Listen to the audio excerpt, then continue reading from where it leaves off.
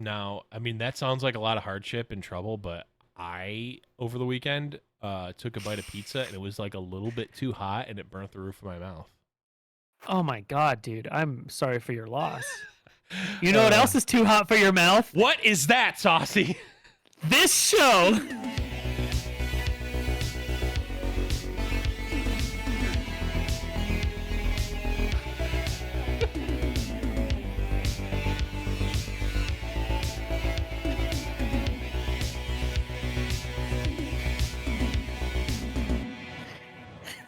Hello, everyone, and welcome to another episode of Runeterrable Radio. I am your host, Blevins. With me, as always, is Saucy Mailman. What's up, buddy? What's going on, dude? We had a, as per usual. No, this was a slightly spicier than normal pre-show, but you know, it was good.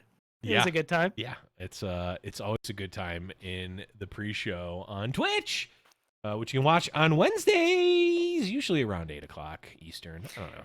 We go whatever.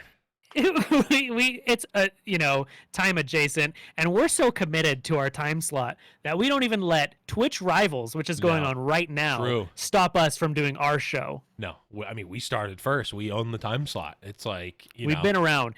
This has been our time slot for going on 118 episodes now. Back 600 weeks ago when we started on episode negative 568. I don't know where I'm going with this. Some podcasts start on episode 1. We started at negative 568. Yeah. So that's how you podcast, friends. That is a podcaster insider tip brought to you by Runeterrable Radio. But yeah, as you may or may not be able to tell from our timbre, that's probably not the right term. Sure, we're doing this one off the cuff. We're doing this one off the cuff. It's going to be a little wacky. We're gonna keep it at least mostly or mildly Runeterra themed. But if you're looking for deep, there's no. I mean, so here's the thing: we get patches every other week, right? So this is an off week for patches, and the news to talk about this week is Twitch Rivals, which is literally, like we just said, happening as we speak live. So we're just gonna kind of talk about what we've been doing in Runeterra, what's been fun, what we're expecting, and just we're just winging it. That's all I got. We're winging it. We're winging it, and it's really great.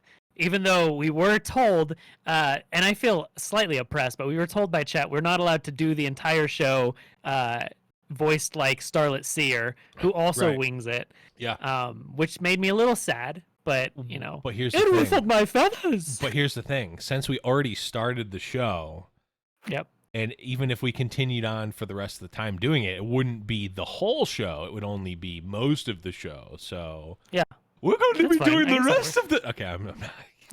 God, so how type tweet at us at Runeterrable.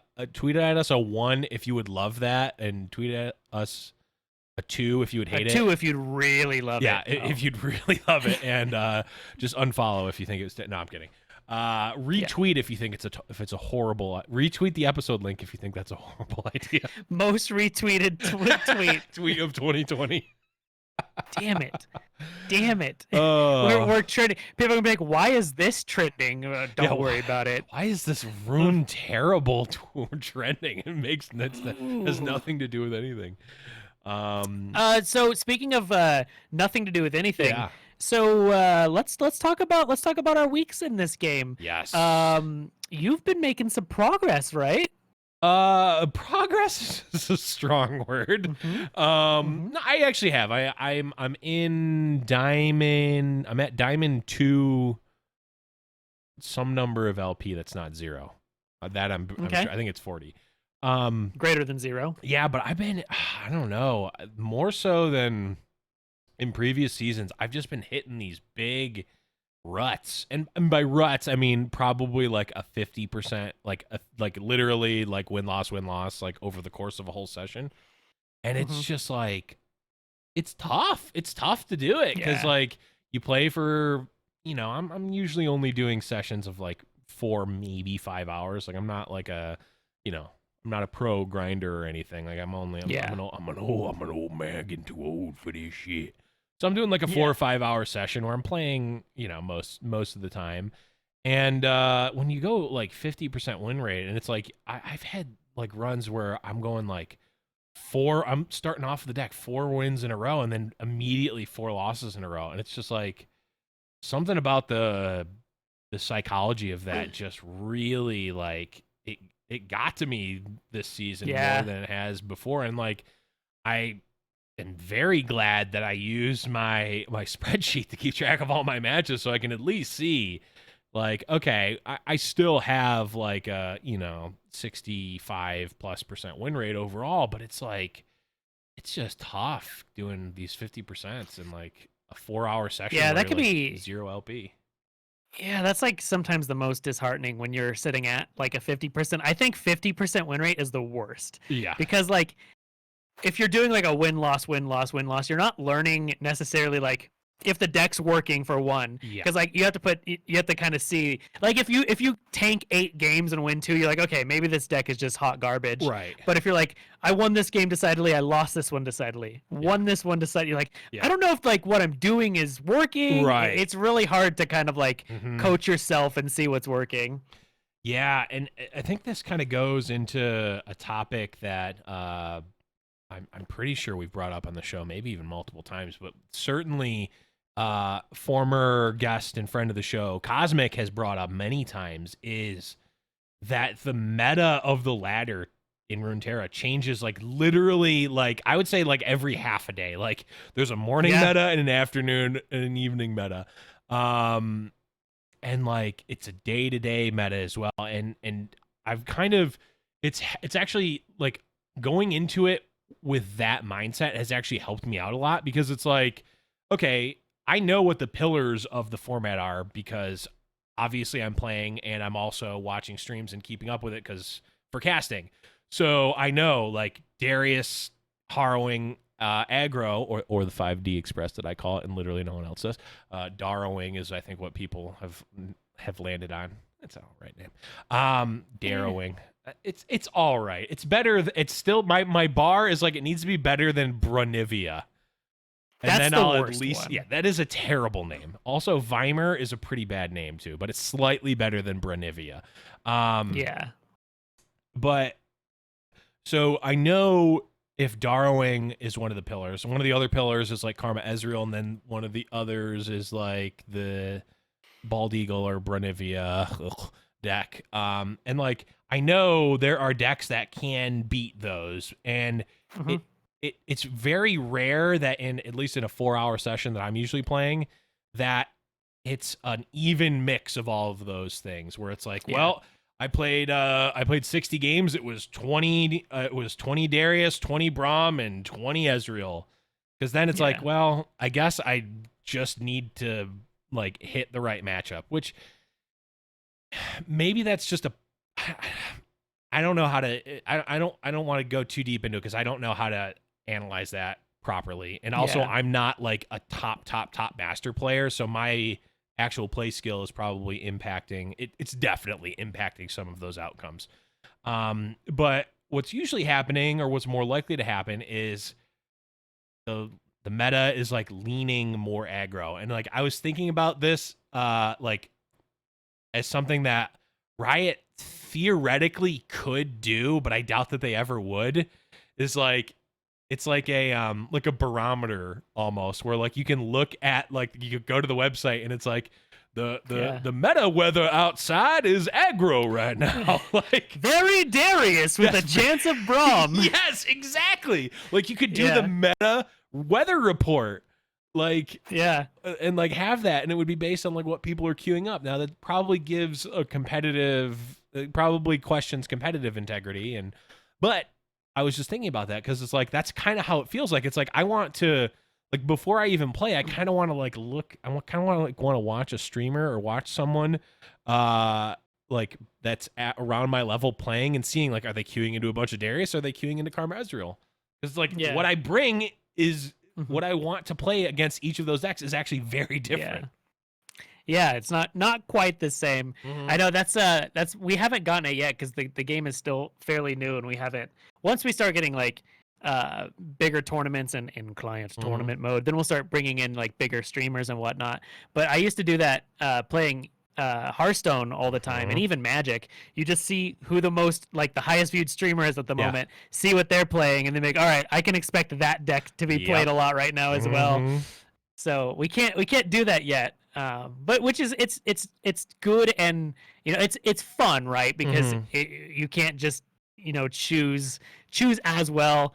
There's a lot of more unexpected moments that way, but yeah. I want to. What did you call it? Darrowing? I've not heard that one before. And I hate that. Yeah, I hate that a lot. I thought it was like all right.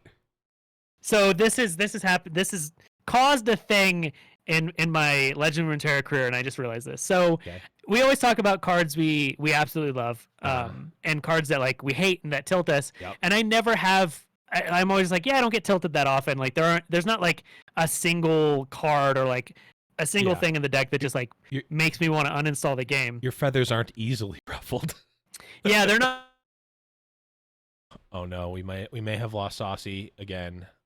This is a Discord issue, so we're gonna put the pause music on, and we will bring him back. For fun, yeah.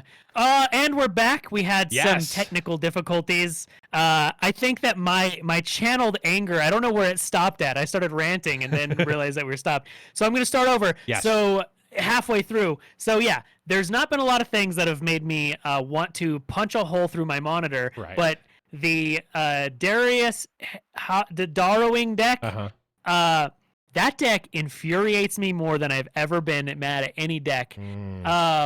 I don't know what it is, but when they play that F-wording spell, it ruins my entire mood. And even if like I get so angry that even if they're not bringing anything useful back, it's just like shitty one drops and I have the answers, I still want to concede every time. I get so mad. I don't know what it is. It just makes me so angry. Yeah, no, I get that for sure. Especially when I'm like, okay, I can, because like the games that deck plays are actually like on both sides of it feel like they're on a effing wire because like they are constantly like threatening a lot of damage, and then you're usually blocking. They have overwhelm units, and like it's a back and forth trade. They have like a Draven, which kind of makes combat and blocking kind of wonky, and it's like when you win your games, you're usually at like 6 health, and you're like you won it by a lot, or you're like you barely get by the skin of your teeth.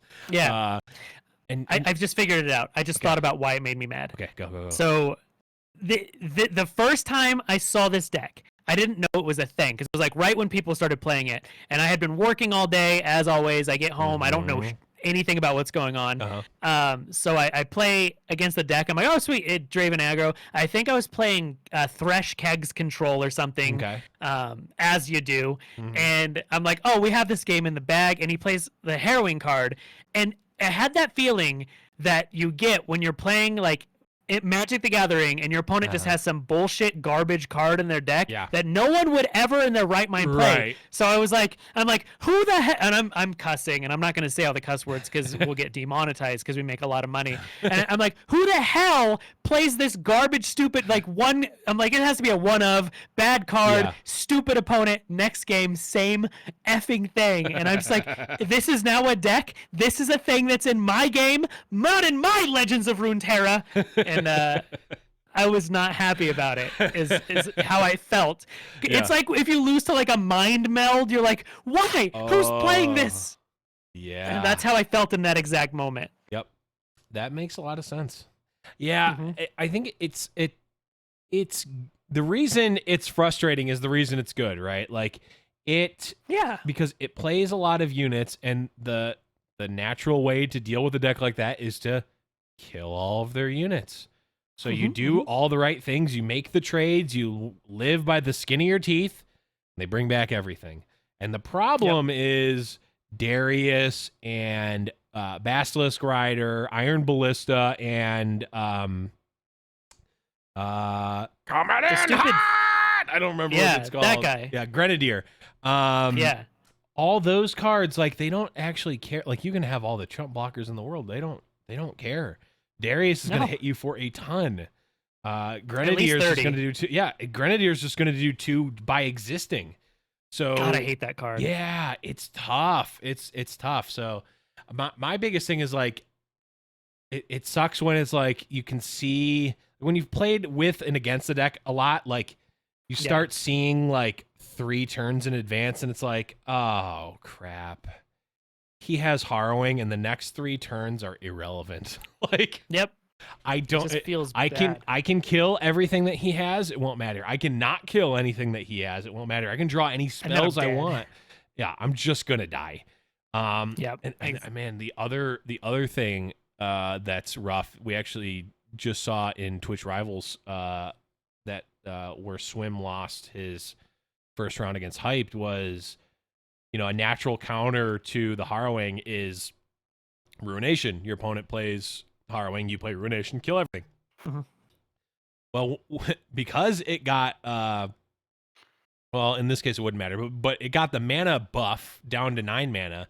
So you can cast the Harrowing and then your opponent is forced to Ruination, but you can still play another unit afterwards, like if you have the mana. So it's still like you can put your, you know, if you're playing the card, you can put your opponent into situations where it just doesn't matter what they have. I mean, deny obviously is a good answer, but yeah, I know, and that was in the game I played. I had that very intelligent soul in chat.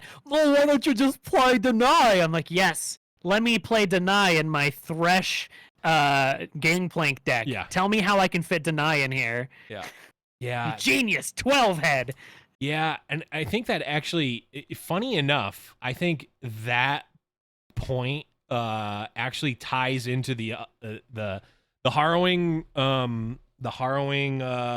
like hate, and the point I was making earlier about how the meta changes so like drastically on the ladder actually tie together, and why I think it feels different for you and I, Saucy, is we're playing best of ones on the ladder, which if you're coming from Hearthstone or you're starting with Legends of Runeterra, that doesn't feel bad at all. I mean, it just feels like that's natural. Hearthstone ladder is always best of one. You know, any ladder online game is best of one. But the thing is that the standard way of playing Magic the Gathering since I don't know how long ago they did it, but since forever. 1346. Yes, in 1846, Richard Garfield the first invented Magic the Gathering in the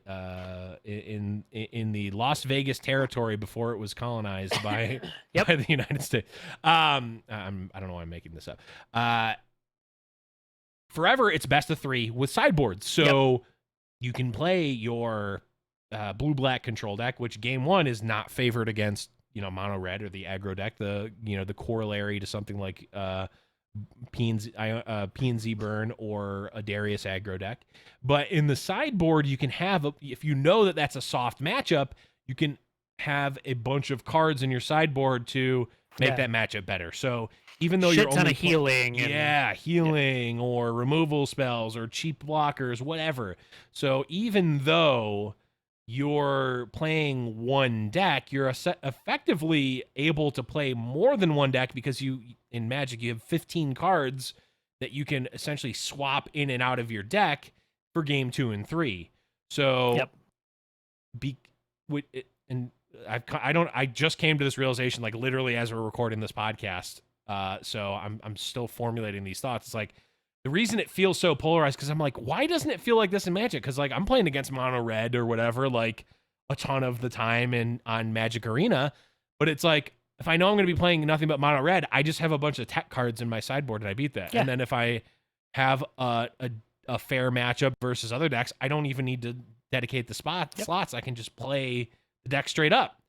So instead of having like a bunch of either, I'm exaggerating the numbers here, but instead of having a bunch of 80% win rates and a bunch of 20% win rates, you end up having more like 60-40s, or like you turn, again, I'm exaggerating, an 80-20 into a 40% win. Like you're doubling your win percentage with sideboard cards or something like that. So there's less of the sort of dulling of the edges with Best of One in Legends of Runeterra, and I don't have like I said, I literally just came to this realization that sideboards and Best of Three really sort of alleviates that sort of feel to it. So I don't know what the answer is, and I mean, we're still early enough on. We could theoretically change the ladder. I mean, the format. I don't think the format has been defined at all in terms of what we're going to be playing moving forward. Yeah, that's it. You know, now that you had this realization, I did as well. Mm-hmm. We have so many cards in this game that seem like amazing sideboard cards. Yep.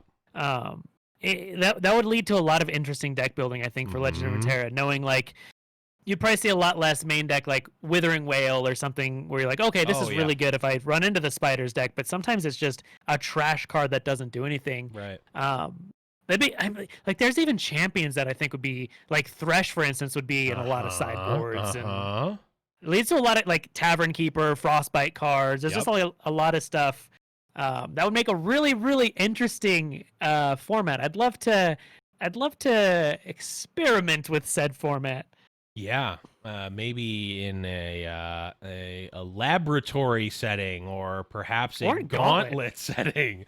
Yeah, I think it would be really cool. And we've seen, by my count, which is not exhaustive, but I think I've only seen one event that was put on by anyone that did a single deck with like a 15 card sideboard and then best of 3. So very much like Magic. And it's a small sample size. So, and it was an invitational tournament. So it was a lot of top players. And I know a lot of the top players, like, even though they're very good at the game, they can get very echo chambery. This was also like at the pinnacle of Bannerman strength. So it was like very much like a lot of people brought Demacia. And then what was cool, what was actually really cool about the format was you could have a 15 card sideboard, but it didn't have to be 15 cards from the same region. So you could have a Bannerman deck. This is actually what happened. You had a Bannerman deck that was either mono Demacia or like had I think the cool thing at the time was Vi. So it was like Vi Demacia, and then the sideboard would have some Demacia cards, some P and Z cards, and then also some Ionia cards. So you could actually take out the Vi and put in Ionia cards, and then even though you were running Demacia P and Z the first game, the second game you could be running Demacia Ionia. So I and I think a lot of Magic the Gathering or Yu-Gi-Oh or other physical TCG players still have faith in the single deck format. I know Nick Makes Plays, who's a top ladder player and streamer, is very much in favor of that format. I think the problem right now with it is that it just hasn't been given a chance. It got one tournament. It got that tournament specifically because of the time, and I think the players that played in it, and also the fact that it was kind of like a promotional tournament and wasn't, I don't even think, for money. I think it got a lot of negative feedback, and no one has wanted to try it since. So, I think maybe we'll have to run one. Tweet at us or write us on Discord if you want us to run a sideboard tournament. Yeah, do that, because I think it's really, to me, when I first started, found out about the game and heard about it, like, I was very much anti, like, I didn't like it in Hearthstone either, the bring multiple decks, have a ban, and do that. It's grown on me significantly since then. Even the bans have grown on me, though. I'm still, that's another conversation to have, but I still think that the single deck sideboard format has legs, and I think a lot of the people who are against it have never played it and are trying to think about it too logically. Not too logically, but not thinking deep enough about it, because they're like, oh, well, everyone's going to bring Karma Ezreal with the sideboard cards. It's like, are they, though? But then what if someone brings, like, a hyper-aggressive deck? And, like, I don't think it necessarily... It doesn't boil down to that. I think People say that it's going to like have less diversity, and it's like, well, I mean, 3-deck right now, I think maybe has a few more decks worth of diversity because you have to bring 3 decks, but I bet the meta is not that much different whether it's 1 deck or 3 deck in terms of like actual number of different decks that we see, at least proportional to the start, like the number of decks that you have to bring. Yeah. I'd be, man, I want this to be a thing now. That'd be fun. I don't know. I hadn't even thought about this until recently. And when I say recently, I mean about 12 minutes ago. So when we started this, very recently. Yeah, I still have faith in it. I think it can work. I think it maybe Saucy, one of these weekends we just run a little like try it. Discord yeah, server. That's because that's another skill, and that's a skill that takes, like, if you're from Magic the Gathering, that's a skill that takes a long time to learn as sideboard. Oh yeah. That was what I struggled with the worst, because like, okay, so you have this option for, let's say you have 12 cards in Legends of Runeterra, and you have the option to switch 12 cards out between games, right? The problem is you want to put 12 cards that help you in like 8 different matchups. Yeah. So you're like, okay, I'll put in these 2, like I'll put in 2 Withering Wails and like 2 Threshes, and I'll put in 2 Mist Call. Like you just put in all these weird things instead of like trying to tech for things specifically. That's what I always did. I'd have like 10 1-ofs and like all this crazy crap in Magic. I'm like, I'm gonna play this 1 board wipe for this 1 matchup. I'm gonna play this 1 healing spell for it. Like it was so bad. Yeah. So it's another like skillful thing. Yeah. And one of my favorite things is actually the transformational sideboard, where like you can either, your deck is a combo deck, but then you can sideboard out and in enough cards to actually change what your deck does as a win condition entirely. And in Magic, in 90+% of the cases, it's not open decks unless you're like at the top 8 of a Pro Tour. It's not going to be open deck. So your opponent doesn't even know that you're necessarily going to be changing your win condition. That adds so much to it. So all the people who are like, oh, well, it's going to be down to 1 deck and it's just going to be that. It's like, I would just say, look at history, look at Magic the Gathering, look at, all these other tabletop card games, and then say that. Now, granted, if you look at a quick look at Magic may make you right now may make you think the opposite, but I think in Legends of Runeterra actually adds additional wrinkles again, because you can actually switch the regions that you're playing with your sideboard. I think it's got legs to at least try. The only thing, and this is why I would so love to have, an Umbridge or a Ruben Zoo, who are from Riot and are the lead designer and live balance lead or something. I don't know what their actual titles are, but they're in the muck of it for the game. It's like, I want to know, like, when you were designing the cards, like not what your philosophy is now or moving forward necessarily, but when you made this initial set, what were you thinking about? Were you just thinking about best of one? Because like what we don't see, like Withering Wail is a really great example of a card that in Magic would probably be a sideboard card, right? But we see it in main decks of Runeterra because you need to have that type of effect, right? But are they designing a card like Withering Wail to be a sideboard card, or are they designing it to just be a generally good card to play, and you should be playing generally good cards? Because what we don't see is like a 3-mana 3/2 that when it comes into play you kill a Demacia card, right? Like that would be a very much obviously a sideboard card. Oh no, did I die again, or did Saucy die? Oh no. Okay, it looks like I'm still online, so maybe it's Discord. I'm going to try to change server.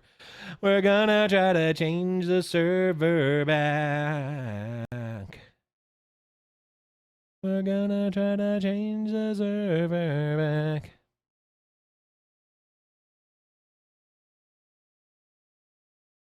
Oh, we've lost Saucy, so we'll be right back after a short break. And now we actually are back. Sorry about that. Yeah. podcast So listeners. I'm in the middle of like a terrible hail, lightning, rainstorm, and I think lightning hit somewhere, and my ish went out. So I'm back now. Oof. Hi Well, guys. good. You know, we're lucky here. See, this is I think what I think it is it's Twitch Rivals was attacking us because They're DDoSing us. Yeah, they're DDoSing us because we're taking all of their viewers.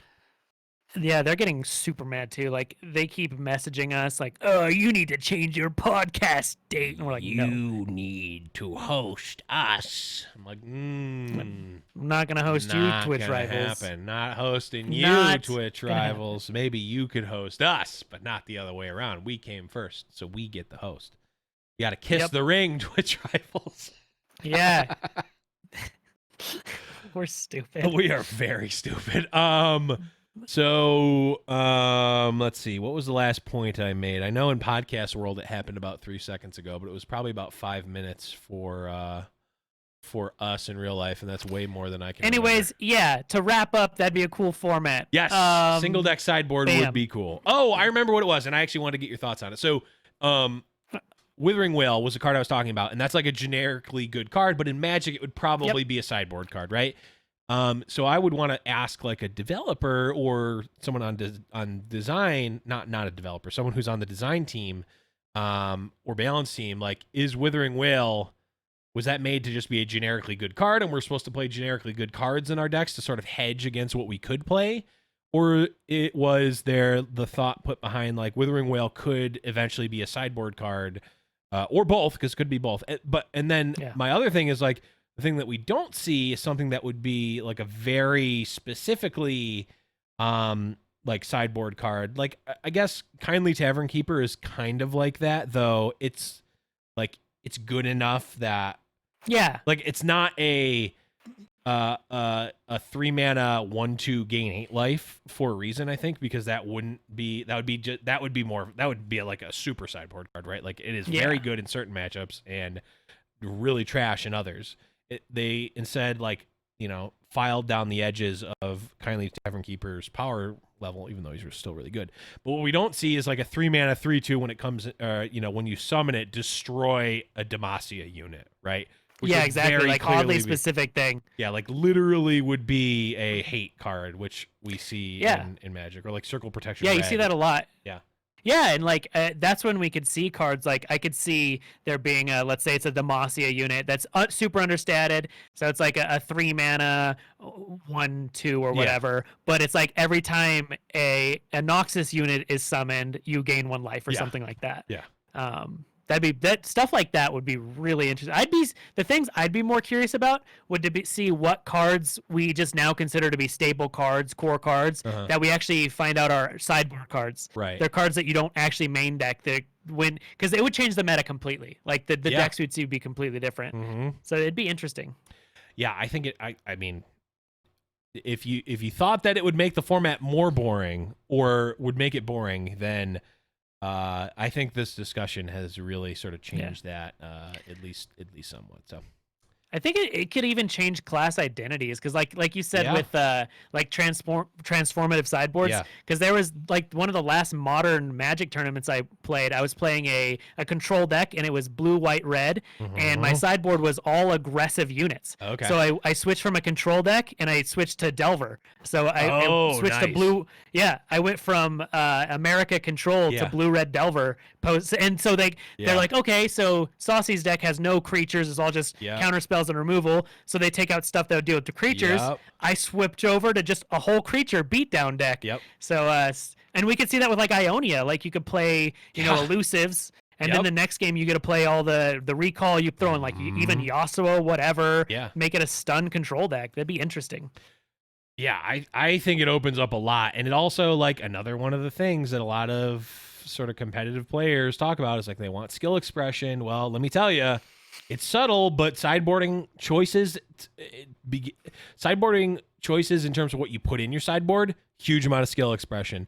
Sideboarding choices in terms of what you actually are sideboarding, more skill expression. Knowing the sideboarding options for deck to deck, even more so. And then the like in between games, like if you have a transformational sideboard, like are you doing things where you are you saving things for game 3? Are you like there's a ton of that.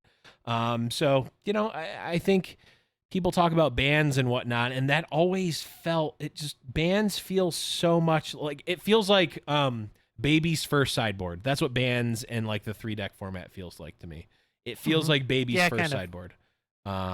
Yeah, where it's and we could even see stuff like we were talking about how the Demacia decks. So a lot of the Bilgewater, like the Bilgewater keg decks that were very allegiance focused because you want the Yordle Grifter to work. Yep. I mean, if you're playing only 6 or something of a region, you can just have a completely different region. Like the next game, like now it's instead of Bilgewater PNZ, it's Bilgewater Freljord, and I have all this Frostbite stuff, and like just things they wouldn't expect would be really cool. You can go from like deep to like Sejuani MF aggro. Yeah. Like, I mean, that's probably too big of a jump, but like you're probably not that far off, especially if you have 12 cards. You've got 12 cards to play with. That's a lot of room. Yeah, like you could do quite a bit. So that'd be that'd be super fun. Yeah, I'm getting more and more excited about it as we talk about it. Yep. So this format that we've invented. Yep. I mean, it has been done once, but we invented it just now. Yep. Yeah. We invented it with Sir Richard Garfield back in 1846 in the Las Vegas territory of the not of the United States. So before it was settled. I've been watching Deadwood. I'm sorry. I've got all these like weird, all these weird. What is it called? Not colonial times. Made up times is what I call it. It's made up times. The Wild Wild West. Not starring Will Smith. I'm going on too many tangents. Okay. So long story short, I think single deck. We both think single deck has it has legs to it. I think it would be fun, and I think it's worth trying out. So let us know either on the comments section of the YouTube video or tweet at us at Runeterrable, or better yet, join the Discord, discord.me/RuneterrableRadio. Because if we are going to do a tournament, it will certainly be held in that in the Discord. So make sure you're joining that if you haven't already. So, what have you been playing lately, Saucy? I've been playing the Tusk Raider. Tusk Raider. I've so you know how like I get on tangents where I just get obsessed with something. Sometimes it's Captain Farron, sometimes it's Callista, whatever. Right now my addiction is the Tusk Raider. My goal is to get the biggest Omen Hawk possible. I did find out you know how like people discover they have, so let's like they have superpowers like psychic abilities and stuff, right? Like you're like, oh, I was going through life and I got hit in the head with a dodgeball walking down the beach, and now I have psychic powers. I found one of my superpowers is to basically always have Omen Hawk turn 1. It's just an ability I have. We played that's a strong ability. It's really good. I think it was gosh, I don't remember what it was. One of my stupid decks that I was playing recently, but I had Omen Hawk turn 1, I think 12 games in a row. It was amazing. Wow. That is insane. I'm going to put a compilation, I think, because I'm like, I'll just mulligan and get 2 Omen Hawk. There's Omen Hawk. It's so good. Anyways, Tusk Raider. I've been playing Sejuani Teemo with 3 Tusk Raiders because the card is just so fun. And come to find out that actually does really pretty well against the Braum deck. I had to say Braum because all of your shit is massive. So like Ruination feels worse against a 1-mana 20/20 Omen Hawk.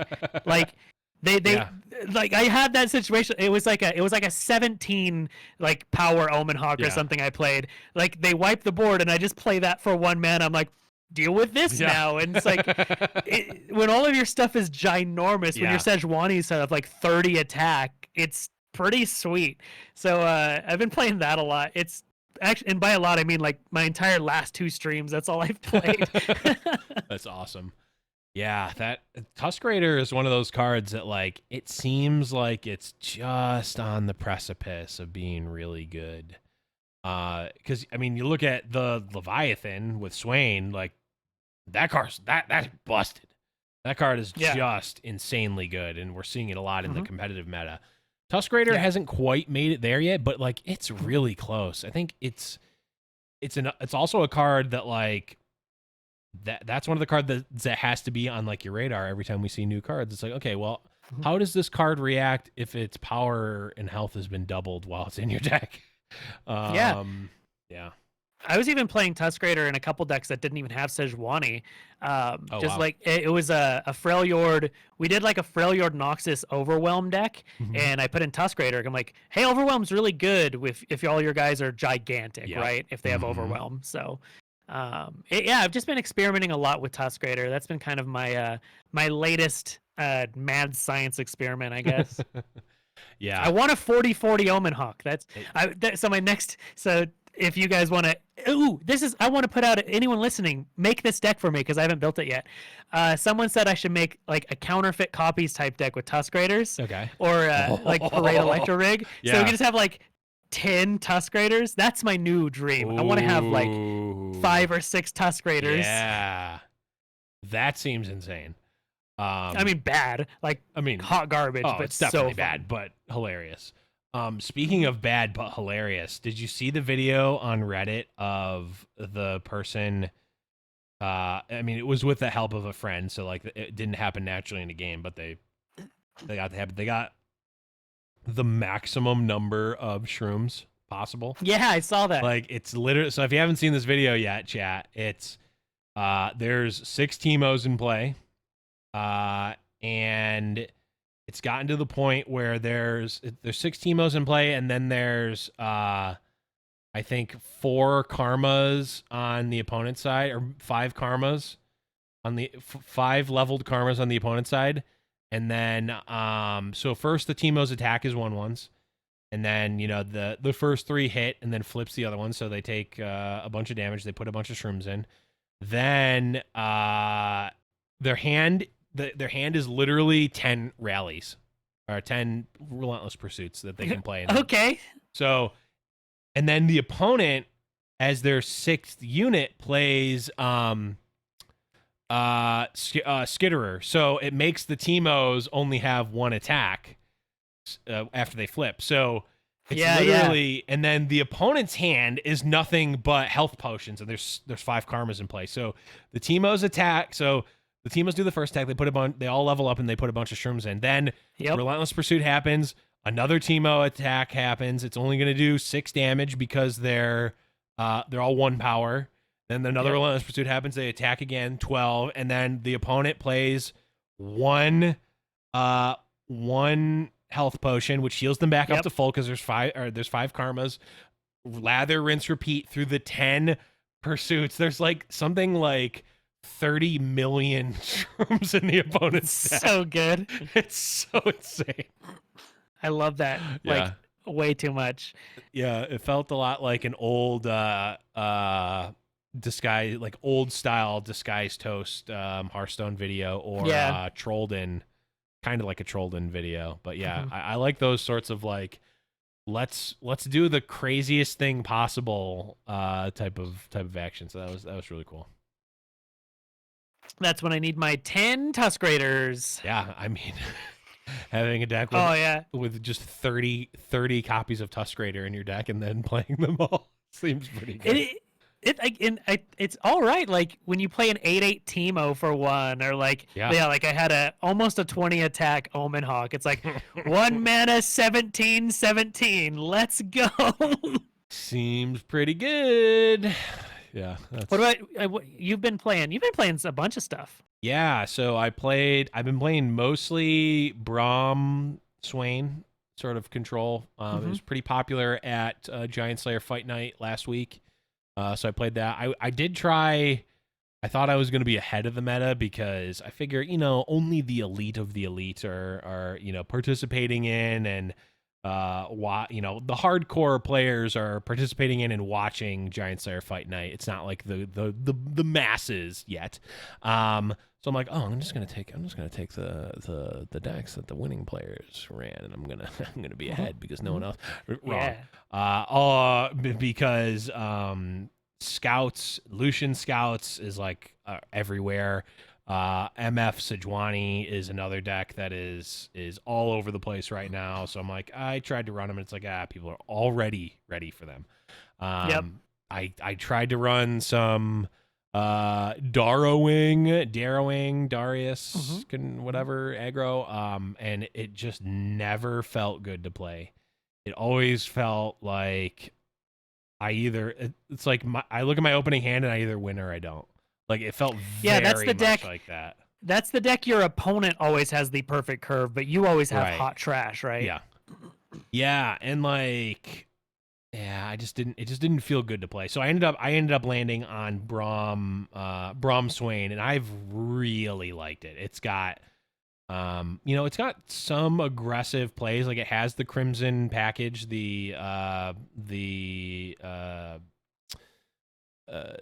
Disciple Demolitionist. Like it has that combo in it just to get some damage, also to get some damage on to their face. It's also got it also gets ticks on Swain. It's got the fervors to, again, very quickly level up Swain. It's got the full package of flocks. So very much like a mid-range, like control style deck. Like almost feels kind of like a blue-red control deck that's very much like using the damage, like that uses like shocks and stuff to either, or lightning bolts to either, some matchups it's killing creatures and other matchups it's going face. Like it felt a lot like that. And Braum, I think, is just in a really good spot right now in the meta. Yeah, he's good. And then, I mean, you really don't need much more endgame than Swain Leviathan. Like it's gonna end a lot of matchups. Like, yep, you don't really need much more, which is a cool thing to like have. Like if you're playing Noxus, like, and you're playing a slow or controlling Noxus, like you have your win condition ready to go. You don't need anything else besides that. Like you just need to live to that point and protect it. So yeah, it's been pretty good, and I've been climbing pretty well. It also helps that it feeds on the more aggressive decks. It's like I've got a really good matchup against those. So, and I think I sort of looked at my meta barometer and saw that it was a chance of Darius outside, and it high sure chance did, of Darius. It sure did Darius. Yeah, an interesting deck.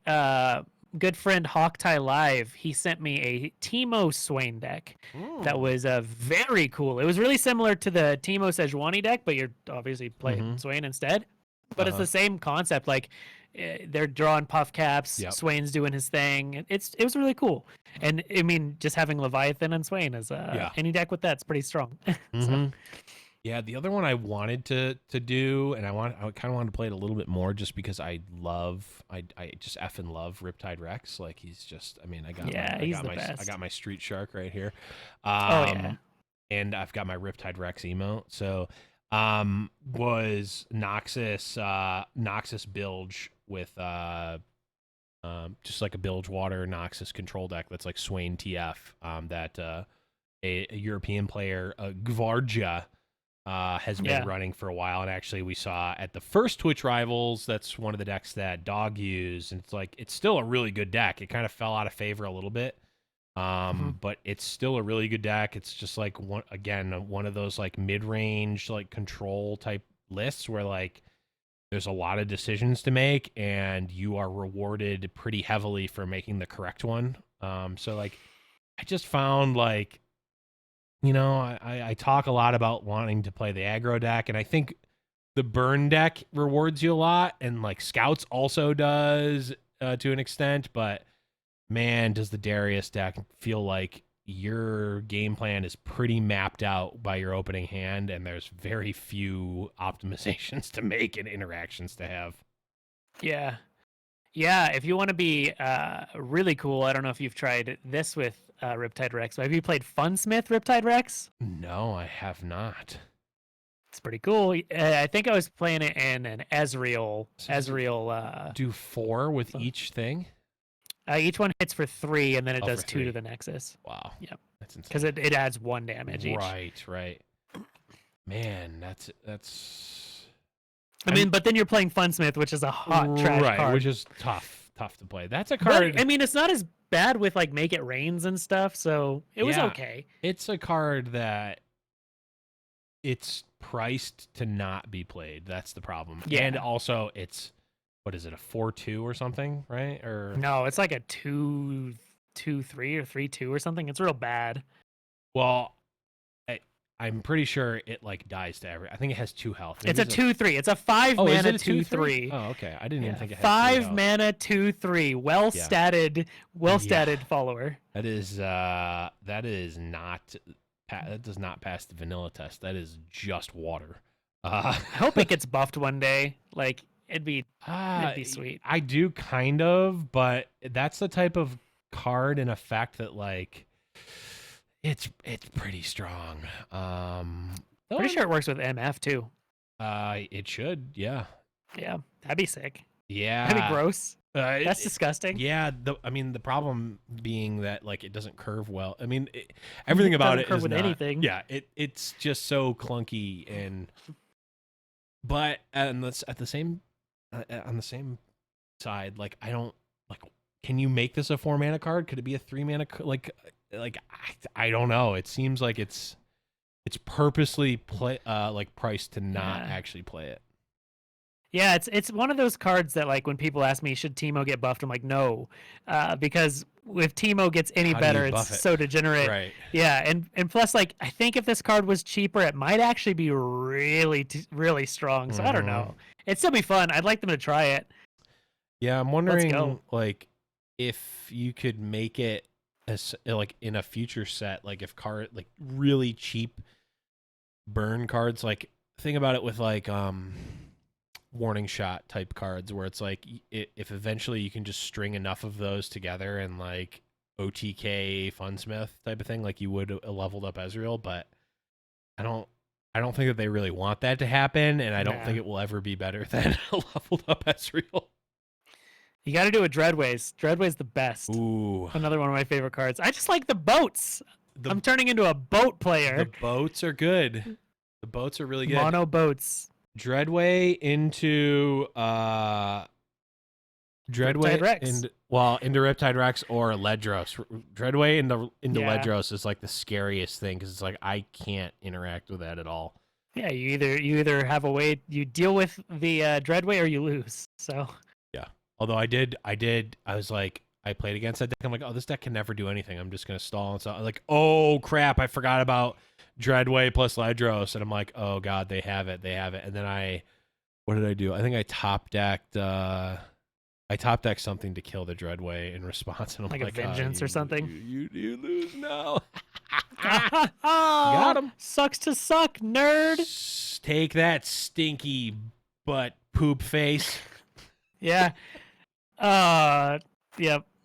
I don't have anything else. I got nothing else. The stream has crashed 3 or 4 times by now, but I think we got enough. We got some good combos out of it. So, Saucy, where can people find you on the internet when you're not here? Gosh, I wasn't expecting this. I'm not prepared. You can just find me. SaucyMailman.com is my website. You can link to all my stuff there. I have a plan in action for a lot more YouTube content coming up. It's hot secret tech, and I stream on Twitch. Monday, Tuesday, Friday, Saturday. So just twitch.tv/SaucyMailman. Nice. Well, you can find me on Twitter at @the_Blevins or on Twitch, twitch.tv/theblevins, which on Wednesdays is where you can find the show live, usually around 8-ish Eastern, give or take. And you can also find the show on Twitter at Runeterrable.